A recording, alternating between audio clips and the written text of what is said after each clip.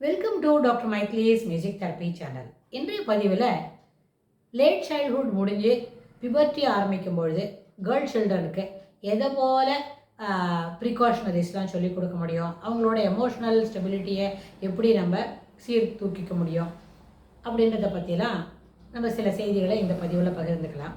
சென்ற பதிவில் பார்த்தோம், ரியாலிட்டியை ஃபேஸ் பண்ணுறதுக்கு இந்த பிள்ளைங்களுக்கு அப்போ சொல்லிக் கொடுக்கணும் அப்படின்னு ஒரு வார்த்தை சொன்னோம். இது எப்படி அப்படின்னா, இந்த லேட் சைல்ட்ஹுட் முடியறது எப்போ 12.5 அதுக்குள்ளே முடிஞ்சிடும்.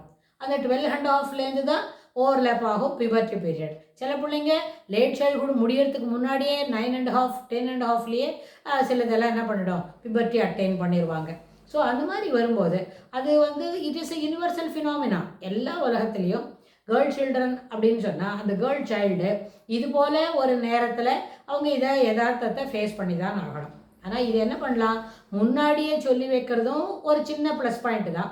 ஆனால் சில பசங்களுக்கு இது 10-12 வயசுலேயே வாட் இட் இஸ்ன்னு தெரியாத பொழுது அது எதுக்கு முன்னாடி போய் சொல்லுவ, எந்த ஏஜ் குரூப்பில் இதை சொல்லியிருக்க முடியும் அப்படின்னா, ஒரு விஷயத்தை பற்றி நம்மளுக்கு எதுவும் தெரிஞ்சால் we can grasp certain things and go on understanding further அப்படிலாம் நம்ம சொல்ல முடியும். பிள்ளைங்களுக்கு வாட் இட் இஸ்ன்னு தெரியாது. அதனால் இது எப்படியே அது அட்வைசபிளாக இருக்கணும் அப்படின்னு சொன்னால், வந்துட்டுது நாளையிலேருந்து ப்ரிகாஷன் ஆகிறாரு, ரொம்ப குழந்தைய பார்த்தாலே நம்மளுக்கு தெரியும் இதெல்லாம் எப்படி இருக்குன்னு. அந்த மாதிரி சமயத்தில் அந்த பிள்ளைங்களுக்கு ஜாகிரதையாக இருக்கணும். அப்படின்லாம் சின்ன சின்ன சின்ன ப்ரிகாஷனரிஸ்லாம் ஓரலாக சொல்லி கொடுத்துட்டு அவங்க அட்டைன் பண்ண பிறகு அவங்களோட உட்காந்து சிலதெல்லாம் நம்ம சொல்லி கொடுக்கலாம். ஆனால் இது ஒரு பெரிய ஆங்ஸைட்டியாக இருக்கும் அந்த பிள்ளைங்களுக்கு. Emotionally the child gets disturbed. எப்படின்னா, இட் இஸ் என்ன இடைஞ்சல்னு நினைப்பாங்க. அவங்களோட ரொட்டீனில் அவங்க விளையாட போகும்போது, வேடிக்கை பார்க்குறதுக்கு நிற்கும்பொழுது அதெல்லாம் ஒரு பெரிய இடைஞ்சல்னு நினைப்பாங்க. அந்த நேரத்தில் என்ன ஆகும், ஆங்ஸைட்டி ஃபியர்லாம் வரும். இது என்ன பயம் அப்படின்னு கேட்டால் அவங்களுக்கு why it is this much disturbing, ரொம்ப பெயின்ஃபுல்லாக இருக்கே, க்ரூஷியேட்டிங்காக இருக்கே, நோ ஐ டிஸ்லைக் திஸ் அப்படின்னா, ஐ டிஸ்லைக் திஸ்ன்ற அந்த வார்த்தை வேணால் சாதாரணமாக இருக்கும். But she'll have to face it. The child has to என்ன பண்ணோம், இதை ஃபேஸ் பண்ணி தான் ஆகணும்ன்றத அந்த குழந்தைக்கு அதை புரிய வைக்கணும். இதில் வேறு நிறைய வீட்டில் என்ன பண்ணுவாங்க, அதுக்கு உண்டான பிள்ளைங்களை தயார் பண்ணுவாங்க, சரியாக பண்ணலன்னா திட்டுவாங்க. நோ அந்த மாதிரி அந்த திட்டுவாங்க வாங்கெல்லாம் கிடையாதுங்க. அந்த நேரத்தில் பிள்ளைங்களை ரொம்ப விசுவாசமாக, அன்பாக, பரிவாக, பாசமாக ஒரு பிணைப்போடு தான் அந்த பிள்ளைங்களை நம்ம பார்த்துக்கணும். இது என்ன பண்ணணும், இதெல்லாம் அவங்களுக்கு இப்படி ஒரு ஃபியர் இருக்குது, ஒரு ஆங்ஸைட்டி இருக்குது, அனேபிள் டு ஃபேஸ் இட் அப்படின்னா அது என்ன செய்யணும், கண்டிப்பாக ஹூஸ் ரோல் கம்ஸ் ஹியர் அப்படின்னு கேட்டால் அவங்க அம்மா தான். இந்த இடத்துல யாரோட ரோல் இங்கே முக்கியமாக நிற்கும், அம்மா தான் முதல்ல அதை பற்றி சொல்லணும். அவங்க என்ன பண்ணி தரணும், இதை பற்றி சொல்லி கொடுக்கணும், இப்படி இருக்கணும், இப்படிலாம் இருக்கும், இதை ஃபேஸ் பண்ணிக்கணும் அப்படின்னு. இது எப்படி புரிய வைக்கலான்னு கேட்டால், ஒரு 7 அல்லது 8 வயசு இருக்கிற ஒரு பொன் குழந்தைக்கு ஒரு 6 வயசுலேருந்து என்ன பண்ணோம், பல்லெல்லாம் விழுந்துடும்.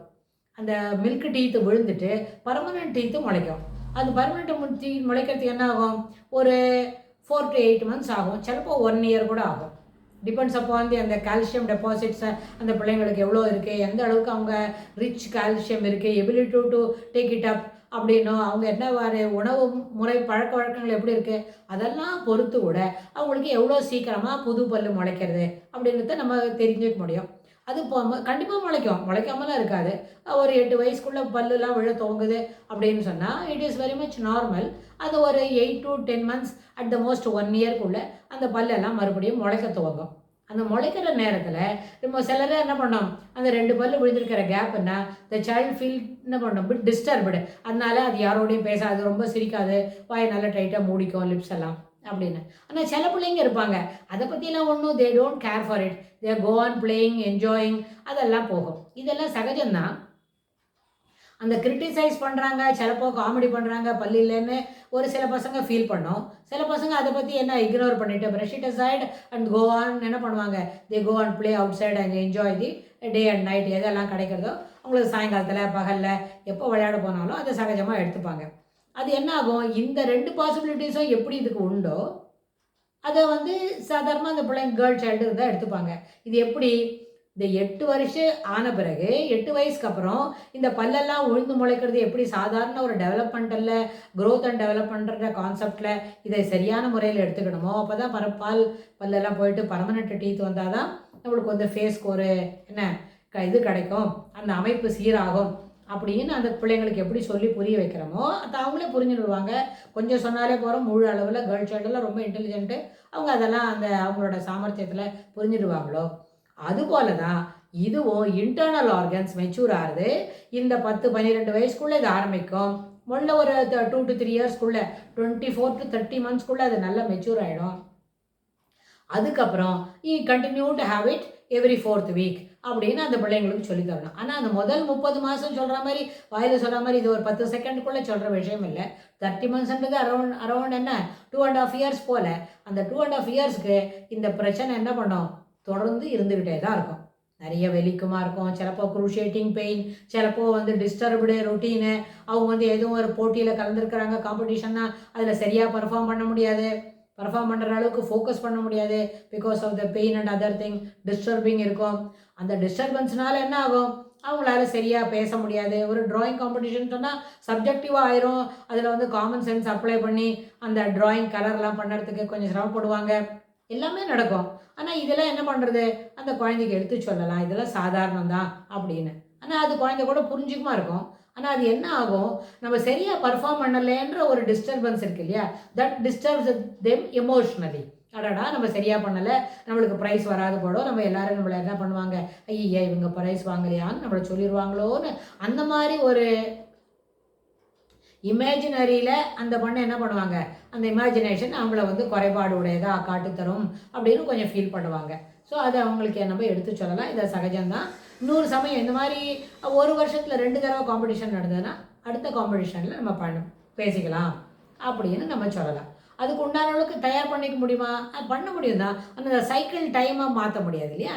ஸோ அதனால் பிள்ளைங்க அதில் ஒருவேளை மே லைக்லி டு கெட் ஸ்ட்ரக் அப். அந்த ஒரு 4-5 டேஸ்க்கு அப்புறம் that emotionally they will become normal. அதுக்கப்புறம் என்ன காம்படிஷன் இருந்தாலும் அவங்களால விளையாட முடியும்.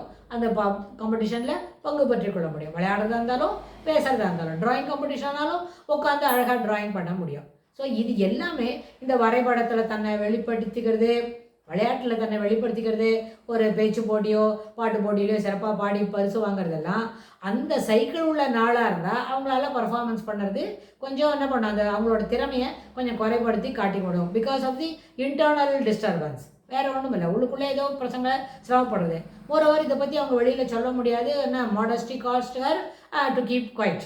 So these things will happen சொன்னால் இதுலேருந்து வெளியில் வரணும் அப்படின்னா அதுக்கு எல்லாத்துக்கும் அவங்க அம்மா தான் சிறப்பாக சொல்லிக் கொடுக்கணும். ஒருவேளை அவங்க அம்மா சொல்லிக் கொடுக்க முடியல, she finds bit difficult to share it அப்படின்னா அவங்க பாட்டியோ வீட்டில் இருக்கிறவங்க பெரியவங்க அதை பற்றி சொல்லிக் கொடுக்கலாம். பாட்டி தான் அடுத்தது, அம்மாவுக்கு அடுத்த பெரியவங்க எப்படி இருப்பாங்க, பாட்டி தான் இருப்பாங்க. பாட்டி will simply narrate all this things. இதில் 2 பேரோட ரோலும் இருக்குது. அதெல்லாம் கிடையாது அம்மா தான் செய்வாங்கன்னு பாட்டி சைலண்ட்டாக போக முடியாது, பாட்டியை செய்துக்கிட்டோம்னு அம்மாவும் சைலண்ட்டாக போக முடியாது. Both of them should take the active role in making the child. அது ஏன்னா அது சைல்டு சின்ன குழந்தையிலே பெருசாக எடுத்து, அதனால் அந்த making the child to be more comfortable and emotionally fit enough to receive things, fit enough to accept the changes அப்படின்னு அந்த குழந்தையை நம்ம தயார் பண்ண முடியும். இதுக்கு தொடர்புடைய செய்திகளை நம்ம வரப்போகிற பகுதிகளிலும் பார்க்கலாம். தேங்க்ஸ்.